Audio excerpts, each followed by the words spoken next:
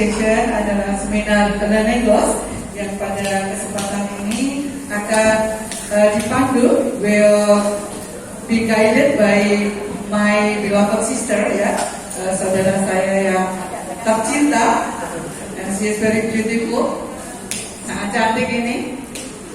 Persiapan dia dengan moderator Mrs.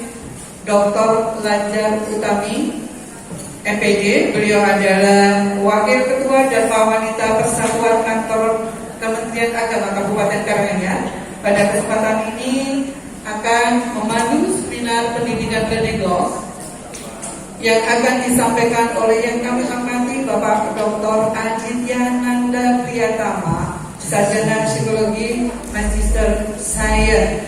Untuk ketemu beliau itu banyak sekali kegiatan, dan dengan Dharma Wanita ternyata beliau intent dan tertarik, maka beliau pada kesempatan hari ini banyak sekali kegiatan yang di cancel dan tetap berada di sini. Oke, the time is for my beloved sister Mrs. Lanjar Utami. Time is yours. Wassalamualaikum warahmatullahi wabarakatuh.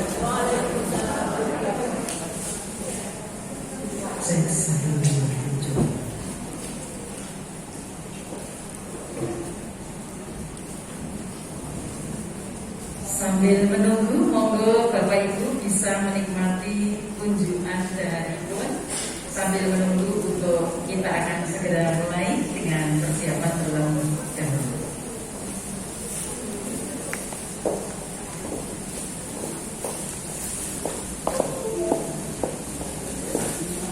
Assalamualaikum warahmatullahi wabarakatuh. Alhamdulillahirabbil alamin wa bihi nasta'inu ala umuri dunya waddin. Asyhadu an la ilaha illallah wa asyhadu anna Muhammadan abduhu wa rasuluh. Allahumma shalli ala Muhammad wa ala alihi wa ashabihi ajmain. Yang terhormat Bapak Dr. Aditya Nanda Priyatama, Sarjana Psikologi Magister Sains, yang pada kesempatan ini di tengah kesibukan beliau yang luar biasa, secara pribadi berkenan untuk hadir di tengah-tengah kita, memenuhi permohonan harapan dari keluarga besar Kementerian Agama melalui Dharma Wanita Persatuan Kementerian Agama Kabupaten Karanganyar. Terima kasih Pak Dr. Aditya. Kemudian yang saya hormati Kepala Sub Bagian Tata Usaha, Bapak Ibu Kasih Penyelenggara, Bapak Ibu Pengawas Madrasah, baik dari Madrasah Ibtidaiyah, Madrasah Sanawiyah, Madrasah Aliyah maupun Raudhatul Atfal, kemudian Bapak Ibu Kepala Madrasah dan seluruh keluarga besar Kementerian Agama Kabupaten Karanganyar yang pada kesempatan ini sebagai peserta untuk pelaksanaan seminar dengan tema Learning Loss, yang dalam kesempatan ini dalam rangka untuk memperingati atau memeriahkan Hari Dharma Wanita, Hari Ulang Tahun Dharma Wanita ke-22 bersamaan dengan hari itu, dan juga untuk partisipasi pelaksanaan Hari Ulang Tahun Kementerian Agama Republik Indonesia. Bapak Ibu yang saya hormati, pada kesempatan ini sudah hadir di tengah-tengah kita expert yang memang kita harapkan untuk bisa bersama berbagi, menjawab tantangan yang pada saat ini maraknya terjadi learning loss, di mana kita mengalami pandemi selama hampir 2 tahun. Tapi sebetulnya learning loss ini mungkin dari Bapak Ibu sudah perso bahwa dulu learning loss itu terjadi karena situasi tertentu, di mana hilangnya pengetahuan, keterampilan, dan berbagai aspek itu terjadi karena adanya kekeliruan dalam metodologi pembelajaran, dalam pengajaran, dan berbagai hal yang terkait. Tetapi hal ini sangat spesifik karena terjadinya pandemi.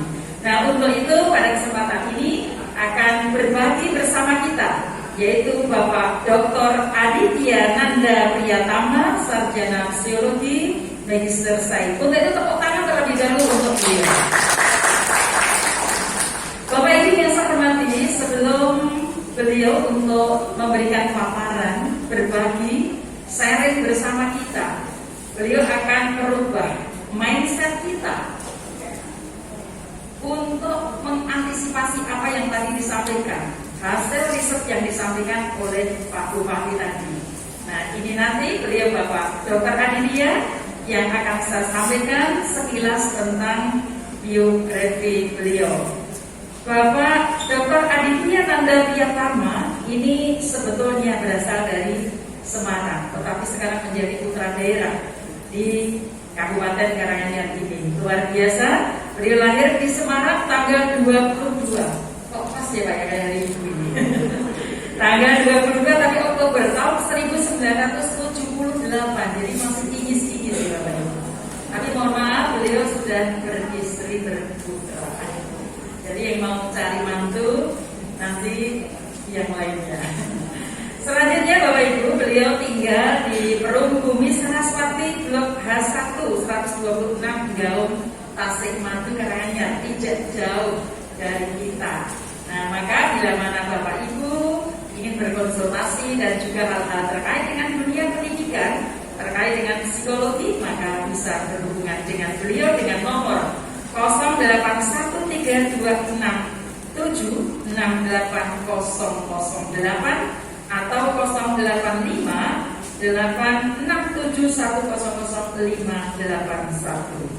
Bapak Ibu, Pak Dr. Aditya ini memiliki kompetensi yang cukup lengkap. Di antaranya sertifikasi dosen mulai tahun 2012, kemudian sebagai asesor dan bersertifikat dengan BAN PT dan BAN sertifikasi profesi serta untuk sertifikasi trainer Badan Nasional Sertifikat Profesi tahun 2018. Bapak Ibu, beliau sudah malang melintang dalam dunia pendidikan tinggi, dimulai dari dosen Fakultas Psikologi Universitas Merdeka Malang pada tahun 2000 sampai dengan tahun 2004. Barangkali ada putra-putri Bapak Ibu yang bersamaan dengan beliau. Kemudian beliau juga dosen luar biasa pada Fakultas Psikologi USB Universitas Setiabudi, betul ya Pak? Jadi mulai tahun 2004 sampai dengan 2019 dan sampai sekarang ini beliau sebagai dosen pada Prodi Psikologi Fakultas Kedokteran Universitas 11 Maret Surakarta mulai 2004 hingga sekarang. Bapak Ibu, selain itu beliau memiliki tugas tambahan yang luar biasa di perguruan tinggi, khususnya di Universitas 11 Maret Surakarta. Di antaranya beliau sebagai Kepala Program Studi Psikologi Fakultas Kedokteran Universitas 11 Maret Surakarta mulai tahun 2019 sampai dengan nanti 2023. Calon Pak Dinkan ini kita doakan bersama-sama. Kemudian asesor di Lembaga Sertifikasi Profesi LSP Manajemen Pengembangan Sumber Daya Manusia MPSDM dan pengurus IMSI wilayah Jawa Tengah 2019 tahun 2000 sampai dengan 2023, juga pengurus Lembaga Psikologi Terapan Insan Utama Karanganyar 2010 sampai sekarang, dan sebagai asesor PPKDK LPPN Universitas 11 Maret serta sebagai Tim Assessment Center Universitas 11 Maret Surakarta. Bapak Ibu yang saya hormati, tentu saja beliau sangat expert di dalam kepakarannya dalam psikologi karena beliau adalah lulusan atau berasal alumni program Doktor Psikologi Peminatan PAIO Fakultas Psikologi Universitas Erlangga pada tahun 2018 dan berbagai pengalaman lain yang beliau miliki sebagai TOT 7 kebiasaan efektif mahasiswa. Nah, maka ini kita akan berbagi bersama beliau dan juga dalam pelatihan mahasiswa Universitas 11 Maret dalam training leadership tahun 2005 sampai sekarang.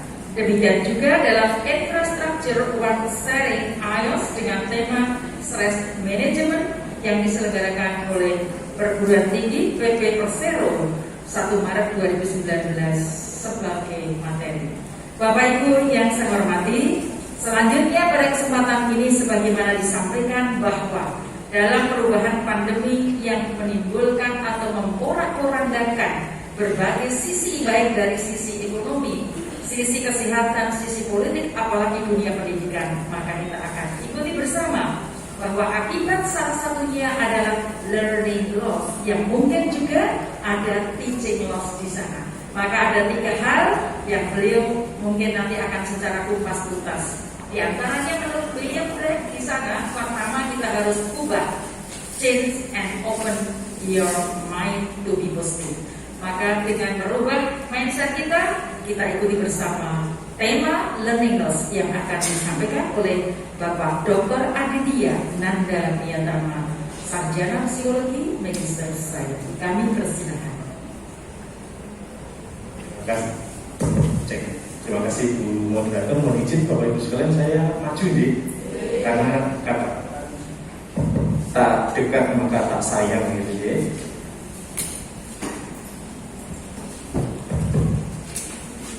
Jadi Bapak Ibu sekalian, kita mulai bersama. Bismillahirrahmanirrahim. Assalamualaikum warahmatullahi wabarakatuh.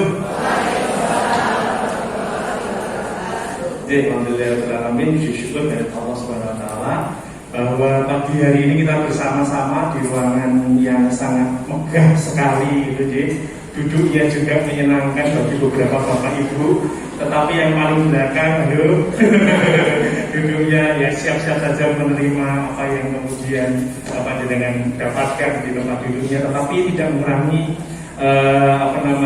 bagaimana kita nanti akan berdiskusi dan juga berkaitan dengan learning loss. Bapak Ibu sekalian, tadi Ibu Moderator sudah memperkenalkan diri saya. Nama saya Aditya Nanda Miyatama. Masih kinis-kinis kata beliau, tapi sudah 43 tahun. Jadi kata orang life begin at 40 gitu ya, bahwa hidup itu mulai dari angka 40. Nah sekarang sudah 43, berarti ya sudah siap-siap untuk kapan selesainya gitu di Bapak Ibu. Jadi untuk memeriahkan acara, monggo silahkan kita berdiri terlebih dahulu Bapak Ibu sekalian. Yuk, monggo silahkan diletakkan semuanya. Oke. Biasa kalau di dalam ilmu psikologi itu ada ice breaking pertama kali Bapak Ibu untuk memecah suasana. Panjenengan sudah berkenalan dengan saya belum berkenalan secara pribadi dengan panjenengan semuanya. Dan saya yakin dari ibu-ibu RA, angkat tangan dulu. Banyak banget. Siap, terima kasih. Kemudian dari ibu-ibu MTS 1, 2, 3, 200 ya. Oke. Kemudian dari ibu-ibu MA 1, 2, 3, 4, 5, 500 terima kasih. Dan kemudian kita akan bersama-sama bermain. Saya yakin panjenengan semuanya sudah pernah melakukan ini, tetapi dengan antusias kita akan melakukan kegiatan bersama-sama Bapak Ibu sekalian. Tangan kanan ke atas, 1, 2, 3 hop. Kemudian sambil tangan kiri juga ke atas, 1, 2, 3 hop. Kemudian angka 1 tunjuk ke atas, 1. Oke, 2, 3, 4, 5, 4, 3, 2, 1, turunkan. Gelem ya disuruh-suruh ke bawah ya ternyata ya. Oke, terima kasih. Yuk sekarang 2 tangan lagi, tangan kanan sama tangan kiri ke atas. Nah, Bapak Ibu sekalian, akan saya rubah. Satunya bukan seperti ini, tetapi satunya jentik Pak Bu. Ya. Bagi yang sudah pernah monggo dinikmati. 1 jentik, 1. Kemudian 2 tidak seperti ini karena ini hal yang sudah biasa, tetapi seperti ini Pak Bu. 2 itu jari tengah dengan jari manis. Iya, ini yang punya asam urat tinggi sudah mulai gak enak ini. Tangan ke kiri Pak Bu, tangan kanan kiri. 2 Bapak, bukan 3. 2, kiri Pak. Ayo Bapak. Susah ya ternyata ya. 3 seperti ini Pak Bu, biasa nih ya. Oke, yang 4 ini yang punya asam urat tinggi, susah nih Pak Bu. Jentiknya ditekuk. Iya. Susah. Dan 5 sama seperti ini. Oke, kita nanti akan menyanyikan lagu bersama-sama ya.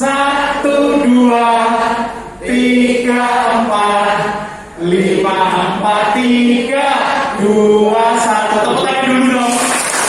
Nah, kita akan bersama-sama tapi ekspresikan dengan tangan kanan sama tangan kiri panjenengan. 1, 2, 3, 4, 5, 4, 3, 2, 1. Oke, tangan kanan kiri ke atas semuanya. 1, 2, 3, hop. Benar. Siap, siap, siap. Kita mulai bersama. 1, 2, 3. 1, 2, 3, 4, 5, 4, 3, 2, 1, 2. Ayo, 3, 4, 5, 4, 3, 2, 1, 2, 3, 4, 5, 4, 3, 2, 1. Bapak silakan kita lihat dulu lagi. Bapak yang ada di depan gini-gini Pak. Saking bingungnya. Loh, kenapa kok susah? Susah ya, karena ada yang baru. Bapak yang pojok bisa bersama dengan saya berdiri. Oke. Maju Pak, kesini Pak. Kemudian Ibu hijau. Jadi, lanjut dengan Bu, silakan. Kemudian yang usianya 50 tahun, angkat tangan. Bu, monggo Bu, ke depan bersama dengan saya akan menjadikan beberapa contoh. Monggo ke depan dulu. Yang masih belum nikah. Nah ini. Ya, nikah. Bener Bu, belum nikah Bu. Kata itu gak mungkin sih. Ibu tadi yang di belakang, menurut saya bisa maju Bu. Oke, silakan.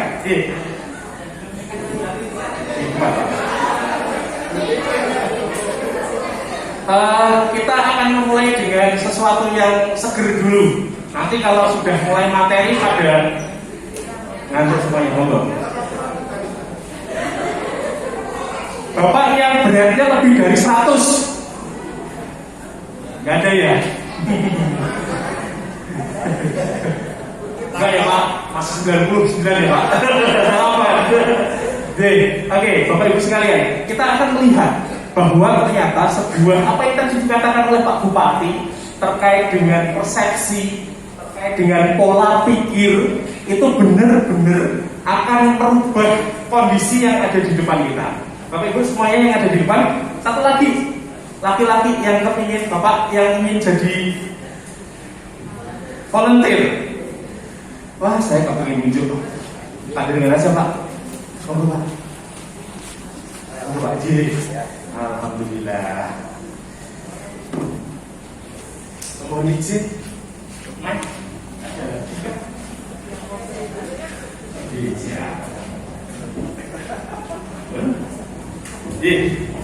Mohon untuk diinformasikan kepada kita siapa Pak dengan aktivitasnya sekarang ngapain di sekolah apa Pak? Bu, monggo silakan dari pojok kiri.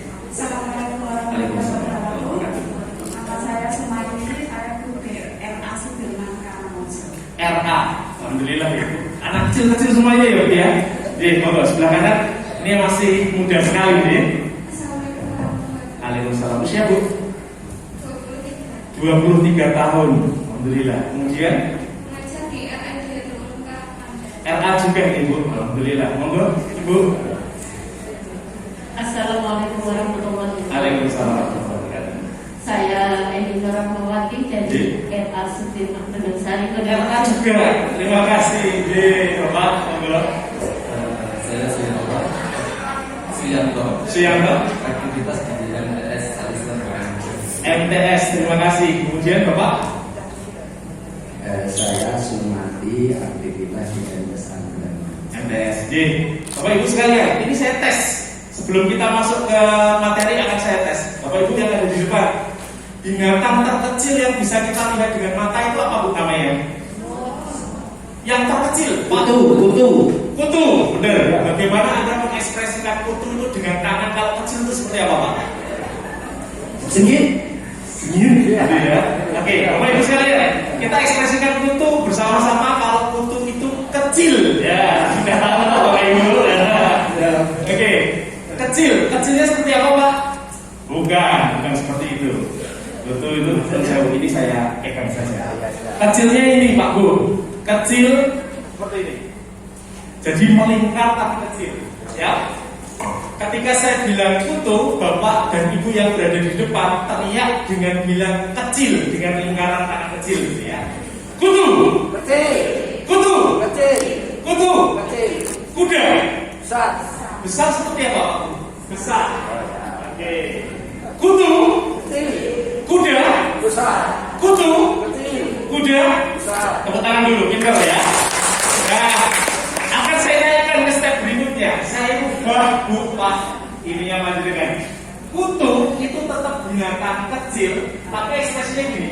Kutu kecil dan kuda besar. Sekali lagi. Kutu, kutu, Kecil. kutu, Kecil. kuda. Besar. Bapak Ibu yang berada di sini jangan salah ya, nanti akan saya tunjuk. Oke, sekali lagi. Kutu.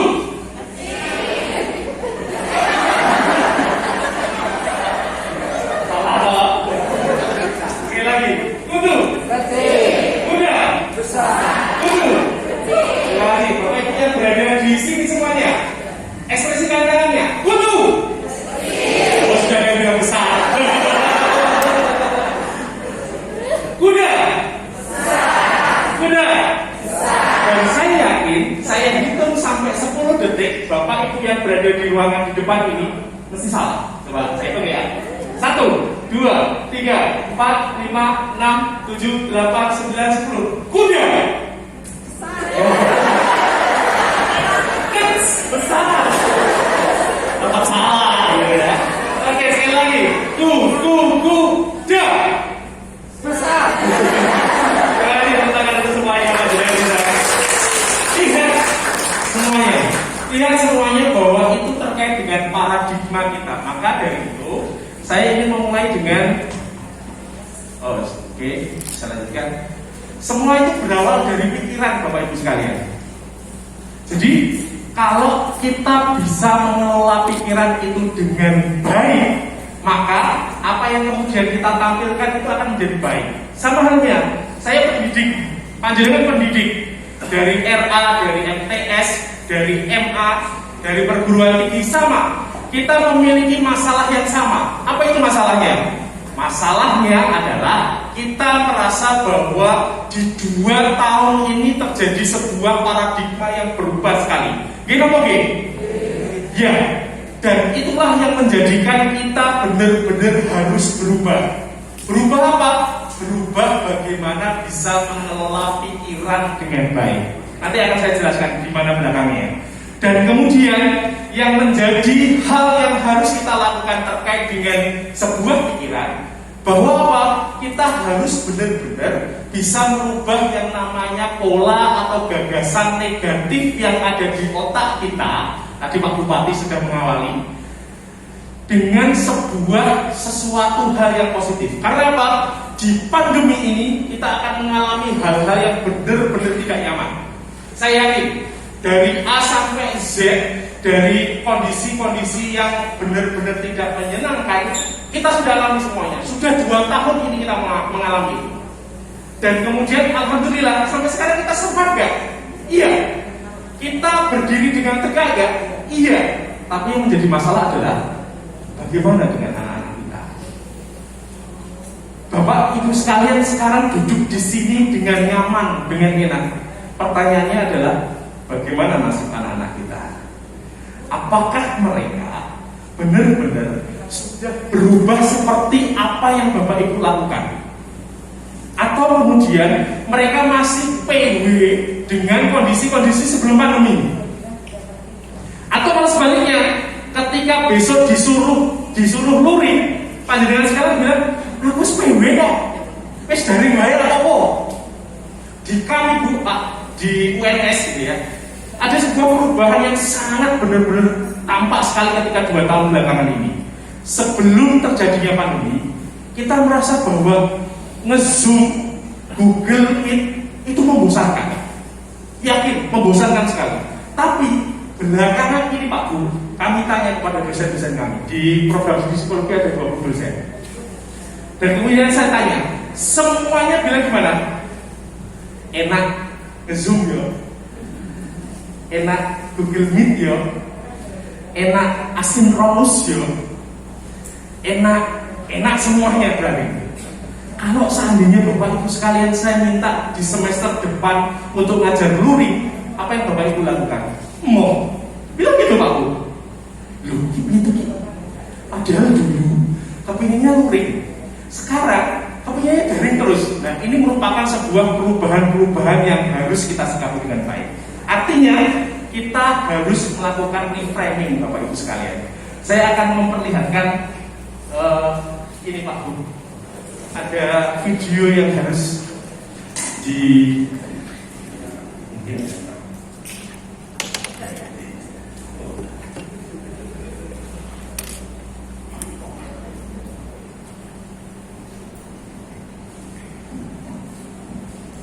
oke. Dan ini sudah Bapak Ibu paham bisa sekarang. Kita lihat bersama-sama.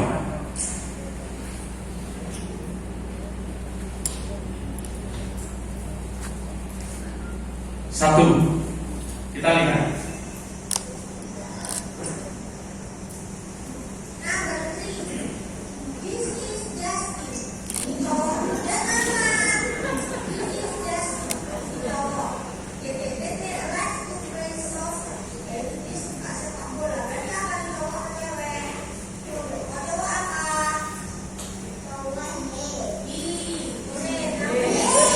Cowok itu apa? Benar, gitu ya. Kata beliau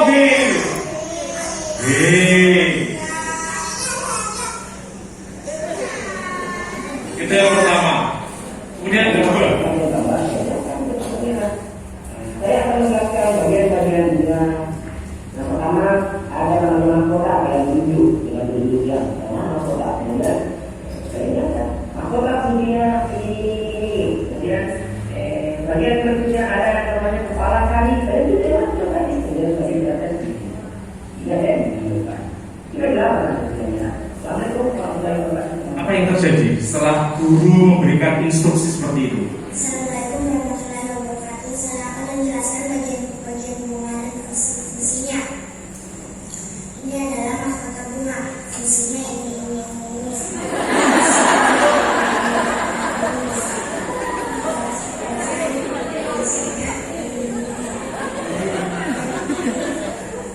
Selanjutnya ini adalah pedang sari. Fungsinya ini. Jangan jadikan guru nggak Bu? Bener. Awas, Pur. Ini anak TK. Kecek.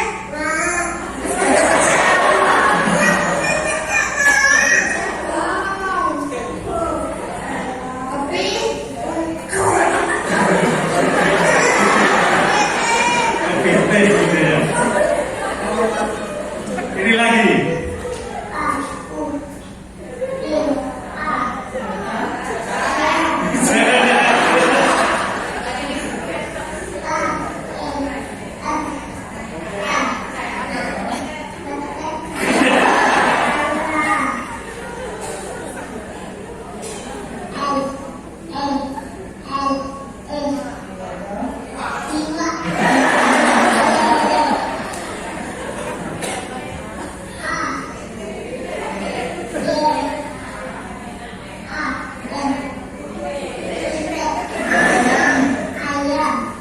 Oke.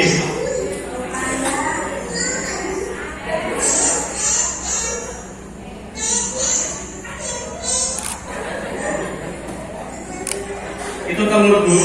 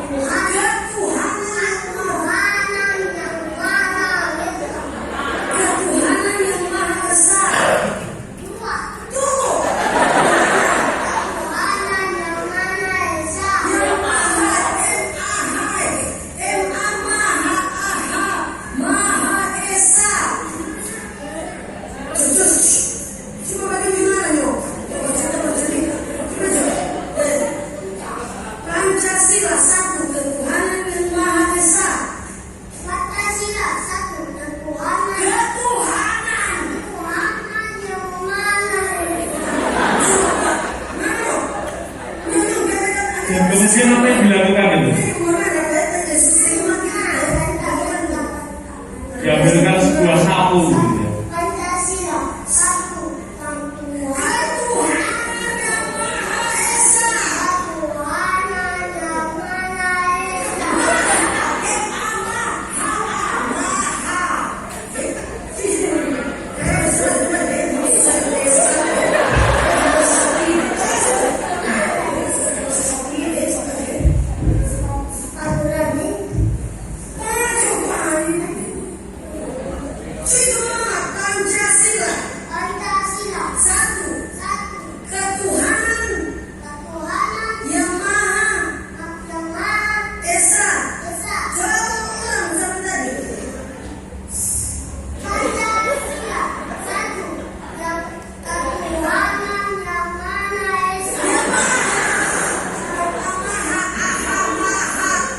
Sudah Pak Bu, tadi tidak menjadi masalah. Dan itu yang terjadi. Benar Bu? Pak, benar. Dan itu yang menjadi kita pusing. Bukan hanya di wilayah RA, kemudian di wilayah MTS dan juga di wilayah MA. Di masa mahasiswa juga seperti itu terjadi. Pak Bu, saya ngajar, yang terjadi ada seorang mahasiswa yang lupa nge-mute Bu. Dia unmute sendiri. Apa yang terjadi Pak Bu? Gebyur. Dan ada suara brot gitu. Benar Bu, dan masuk di Zoom kami. Semua temannya itu tertawa semuanya. Saya pada waktu itu ngajar psikologi industri organisasi. Astagfirullahaladzim. Saya tanya, namanya Ridwan, "Wan, kamu lagi ngapain?" Maaf Pak, belum saya mute. Ternyata lagi kemana? Belakang, kamar mandi. Dan itu terjadi, banyak hal yang terjadi. Bahkan kemudian ada beberapa mahasiswa yang lupa untuk menutup Zoom-nya ketika itu saya sedang kuliah lagi tidur. Jadi mendengarkan saya dengan tidur. Saya bertanya itu, ini yang terjadi di Indonesia. Benar, ini yang terjadi di Indonesia. Dan kemudian ada berapa itu? 530.000 sekolah di Indonesia itu sekarang ditutup. Alhamdulillah sekarang mulai dibuka ya Bu ya. Berapa minggu sekali? Setiap hari alhamdulillah ada yang setiap hari. Tetapi kemudian berapa jam dalam satu hari ketemu? Oke, 2 jam. Anak saya di MAN juga, di MAN 1 Surakarta. Itu tiap hari masuk pukul 7:30 sampai pukul 10 saja. Jarak dari rumah ke MAN berapa menit? 45 menit. Saya harus mendampingi dia karena dia belum dapatkan SIM. Sudah, apa yang saya lakukan? Saya kembali ke kampus. Setelah itu kembali lagi ke sekolahannya. Dan kemudian, "Dok, pelajarannya apa Dok?" 2 pelajaran ini. Gimana? Enak pelajaran luring atau dengan daring? Apa yang terjadi? Dia bilang, enak luring. Enak luring Pak, tapi lebih enak daring. Karena apa Pak? Karena saya tidak mandi. Terjadi kan Pak Bu, putra putri panjenengan. Sekarang pam kita itu benar-benar agak hebat gitu. Gara-gara anak kita yang mandinya itu cuma sehari sekali. Dan itu terjadi, benar-benar terjadi. Dan Bapak Ibu sekalian, ternyata semua yang terjadi pada kita berujung pada yang namanya learning loss. Bahkan beberapa hasil penelitian dari teman-teman kami di wilayah psikologi itu bilang bahwa terjadinya learning loss itu sejak awal tahun 2020 kemarin dan menjadi sangat-sangat parah ketika kemudian di tahun 2021. Bapak Ibu sebagai pendidik merasakan hal tersebut, di mana kemudian yang paling dirasakan oleh teman-teman pendidik semuanya di level RA, benar? Di guru MI, di katakanlah di kelas 1, kelas 2, kemudian di MTS, juga di MA, dan kemudian berimbas pula kepada teman-teman sekalian yang berada di mahasiswa. Dan kemudian kita harus tahu dulu, learning loss itu apa Bapak Ibu sekalian? Learning loss itu ini. Learning loss itu adalah hilangnya kemampuan akademik, pengetahuan atau keterampilan oleh peserta didik. Kok bisa hilang? Ya karena dia hilang apa? Kesempatan untuk mendapatkan pengetahuan. Sehingga kemudian apa, hal-hal yang terkait dengan kemampuan-kemampuan akademiknya yang biasa didapatkan dengan cara tatap muka itu dia tidak didapatkan. Coba deh, sebelum pandemi, apakah panjenengan sekalian mengenal Zoom? Enggak. Apakah panjenengan mengenal Google Meet? Enggak. Tapi kemudian di Maret tahun 2020 kita benar-benar harus terpaksa untuk tahu yang namanya Zoom itu apa, Google Meet itu apa, dan kemudian kita harus tahu tentang bagaimana kita bisa belajar daring atau dengan menggunakan LMS. Padahal sebenarnya kegiatan-kegiatan yang berbasis LMS itu sudah kita lakukan sejak dulu, sudah lama. Bahkan teman-teman di wilayah universitas terbuka itu melakukannya dengan modul pembelajaran, dengan menggunakan pembelajaran asinkronus yang secara tidak tatap muka, tidak langsung. Tapi ternyata kita tidak siap mendapatkan dan menerima hal tersebut karena terkait dengan masalah tersebut. Sehingga kemudian permasalahan yang terjadi adalah bahwa sumber daya manusia kita itu jadi lebih rendah dari potensi yang seharusnya bisa kita capai. Misalnya, kita diminta untuk mengajar sebuah pelajaran di mana kemudian kita harus menuntaskan pelajaran itu sampai akhir semester. Tapi apa yang terjadi? Sama sekali tidak bisa melakukannya. Benar-benar kita sangat kesusahan untuk bisa mendapatkan atau memberikan informasi kepada peserta didik kita dengan maksimal ketika sebelum pandemi dibandingkan dengan sebelum pandemi. Tapi masalahnya adalah bukan hanya saja pada karakteristik siswa saja Bapak Ibu sekalian, tapi ternyata kita sebagai pendidik yang kemudian justru menjadikan sebuah pandemi ini menjadi alasan untuk kemudian tidak bisa memaksimalkan pemberian ilmu kepada anak didik kita hanya karena satu, wis gaptek, buka laptop susah. Wonten? Ada, pasti ada. Di ruangan ini nggak ada. Semuanya bisa membuka gampang. Laptop dicatat bisa.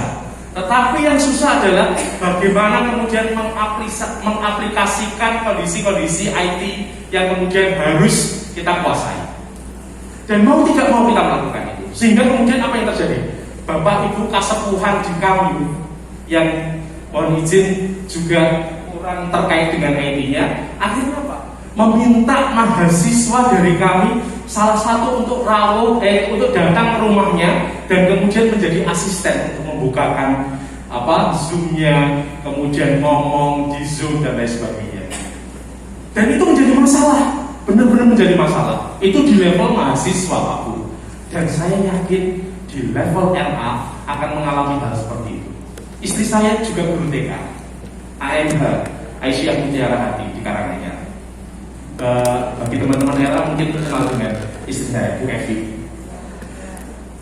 Dan kemudian dia gedek terkait dengan proses-proses yang terjadi di masa daring ini.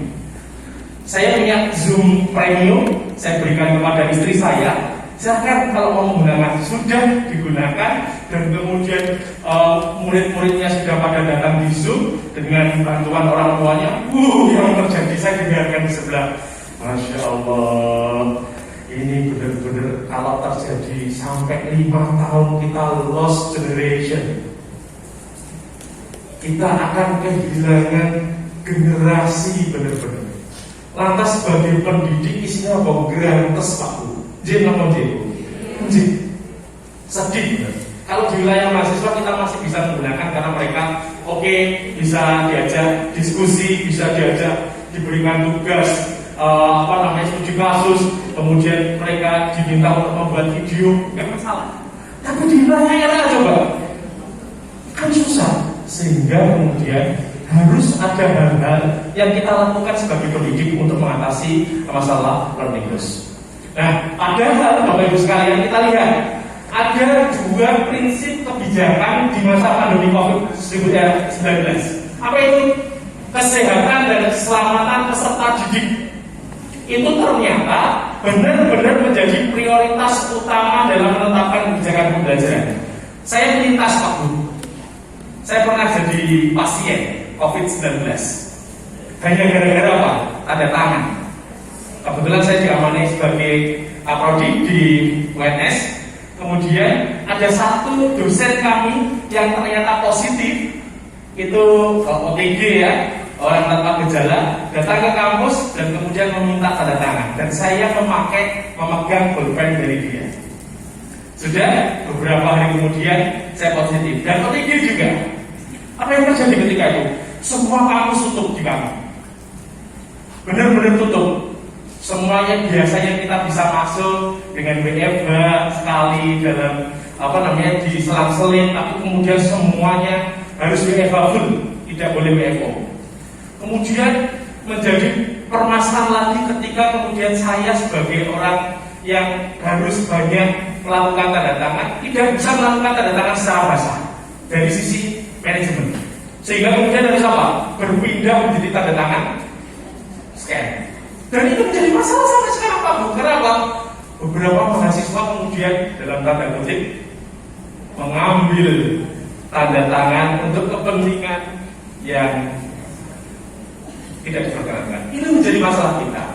Dan sebenarnya hal-hal tersebut sebenarnya bisa kita kurangi atau kita minimalisasi ketika kita melakukan PTM, pembelajaran tatap muka. Tapi masalahnya sebagai pendidik kita diharuskan mematuhi aturan dari pemerintah, di mana yang nomor satu adalah prioritas utama kesehatan dan keselamatan.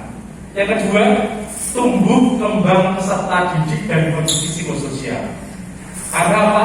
Akan menjadi pertimbangan dalam pemenuhan pelayanan pendidikan selama pandemi. Kita lanjutkan. Nah, mengapa sih terjadi learning loss? Ada beberapa hal yang kemudian mengakibatkan bahwa learning loss itu muncul. Yang pertama, paradigmanya berubah. Bahwa dulu kita masih benar-benar sangat nyaman dengan pembelajaran tatap muka. Tapi dengan sangat cepat sekali sebuah paradigma itu berubah menjadi pembelajaran jarak jauh. Yang mana kemudian kita tidak pernah siap untuk sampai pada pembelajaran jarak jauh. Insya Allah di tahun ini mungkin kita sudah mulai aware gitu ya. Kita mulai nyaman dengan pembelajaran jarak jauh. Tetapi masih banyak hal-hal yang menjadi masalah. Salah satunya apa? Internet pastinya. Salah satunya apa? Tidak semua peserta didik kita itu kemudian memiliki fasilitas pembelajaran jarak jauh dengan baik. Gitu Pak Bu? Ya. Apalagi mereka yang kemudian notabene tempatnya jauh, kemudian tidak ada jaringan internet, kemudian bapak ibunya juga dari sisi finansialnya tidak tercukupi untuk membeli gadget gawai. Ini menjadi masalah kita bersama.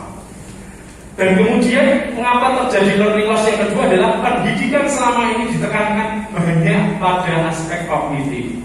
Padahal di Jepang, teman saya yang baru datang dari Jepang bilang, Mas, pendidikan di Indonesia itu terlalu capek sekali. Mereka datang jam berapa Bapak Ibu? 9. Pulang jam berapa? Jam 1. Di Indonesia datang ke sekolah jam berapa? Jam 7. Pulang jam berapa? Jam 4. Jam 5 Pak, terima kasih. Yang full day. Gurunya capek, muridnya capek. Dan kemudian yang teman saya berikan kepada saya, Mas, gune TK, gune SD, pelajaran sing jenenge pelajaran matematika, pelajaran fisika, kalau yang di SMP, kemudian pelajaran-pelajaran yang berbau kognitif itu tidak ada sama sekali. Yang ada pelajaran apa? Moral, karakter, dan hal-hal yang terkait dengan bagaimana pembiasaan diri untuk berbudi baik kepada orang lain. Itu yang di sana. Di Indonesia sudah dijejeli dengan banyak sekali materi-materi dan kurikulum yang memberatkan mereka. Mereka itu kalau masuk ke ruangan harus nyopot sepatu, kemudian mengganti sepatu mereka dengan sandal, namanya saya lupa apa, yang kemudian sama. Kemudian yang dia lakukan setiap hari membersihkan kamar mandi, membersihkan toilet, membersihkan kelas-kelasnya, dan kemudian melakukan kegiatan-kegiatan terkait dengan aspek-aspek psikologis. Itu yang terjadi. Tapi di kita, karena fokusnya di pembelajaran di wilayah kognitif, maka kemudian sangat benar-benar kewalahan menghadapi yang namanya pandemi. Kemudian Bapak Ibu sekalian, orang tua berprinsip sekolah bisa mengatasi semua kebutuhan anak. Ini masalah kita semua. Sing penting wong tua sudah menyerahkan sepenuhnya kepada Bapak Ibu sekalian, dan mereka tidak mau tahu. Dan kemudian terjadi pandemi. Yang mana seperti tadi yang di video, ibu-ibu yang kemudian mengajari anaknya, tetapi mereka juga tidak bisa mengajar seperti apa yang panjenengan sekalian lakukan, sehingga menjadi masalah bagi perkembangan dari sisi pembelajaran. Atau kemudian ada paradigma yang seperti ini, anak wajib hadir di sekolah, padahal di beberapa negara sudah melakukan kegiatan yang juga asinkronus, tidak perlu untuk hadir, kemudian diskusinya lewat layar maya dan lain sebagainya sudah diterapkan sejak sebelum pandemi.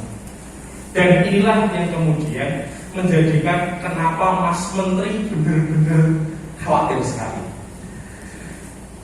Di lingkungan perumahan saya, Bapak Ibu sekalian, tiap pagi jam 9 saya melihat beberapa anak-anak SD nongkrong di pos ronda.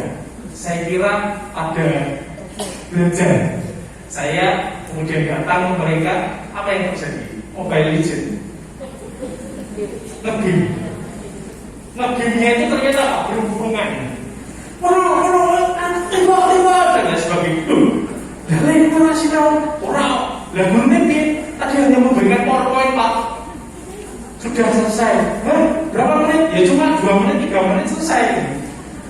Ini yang terjadi di pendidikan Indonesia, sehingga kemudian Bapak Ibu sekalian sebagai seorang pendidik, kita semuanya yang ada di ruangan ini sebagai seorang pendidik memiliki tanggung jawab bagaimana sih caranya untuk menjadikan negara kita kembali. Nah, kenapa hal itu terjadi Bapak Ibu sekalian? Kenapa kemudian learning loss itu terjadi di Indonesia? Karena karakteristik yang ada di budaya Indonesia. Bapak Ibu, saya berikan hasil penelitian dari Hofstede. Ternyata Bapak Ibu, ada 1, 2, 3, 4, 5, 6, ada power system, ada individualism, ada masculinity, ada uncertainty avoidance, ada long term orientation, ada indulgence. Saya beritahu satu-satu, Pak. Kita lihat bahwa Indonesia itu warnanya apa ya Pak Bu? Biru. Kemudian dibandingkan dengan negara Jepang, warnanya ungu. Kemudian kita bandingkan dengan negara Amerika, warnanya hijau. Dari sisi power distance, apa yang terjadi? Indonesia skornya itu 78 untuk power distance. Amerika skornya hanya 40. Apa itu power distance?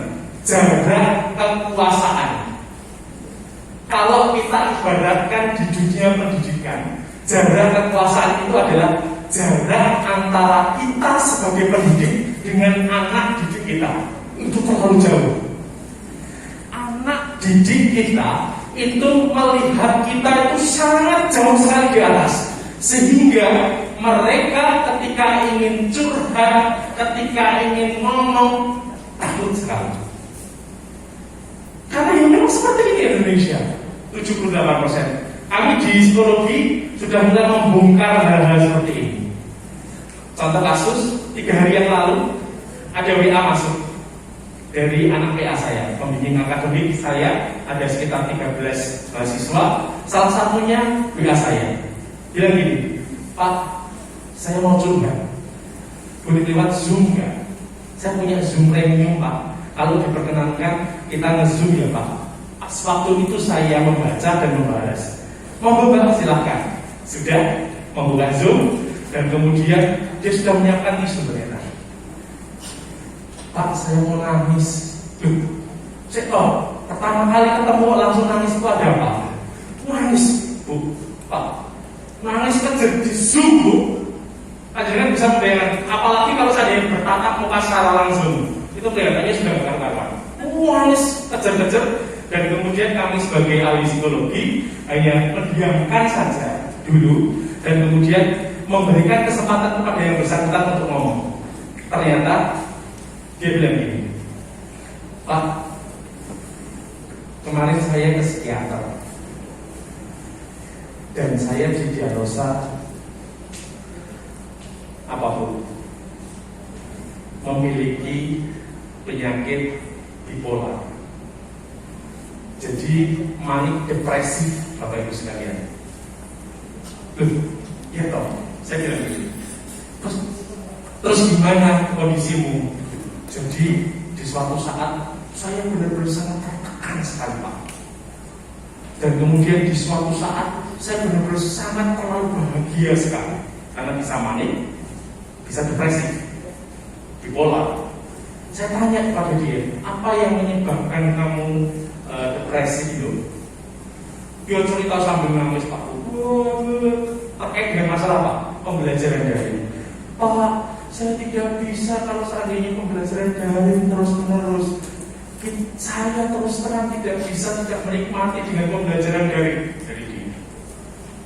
Kenapa? Dosennya, Pak, dia sebut nama dosen, dan kemudian begini, Pak, dia hanya memberikan tugas, bla. Oke, saya dengarkan. Lihat, adanya kelekatan seperti ini sebenarnya yang kita butuhkan, Pak.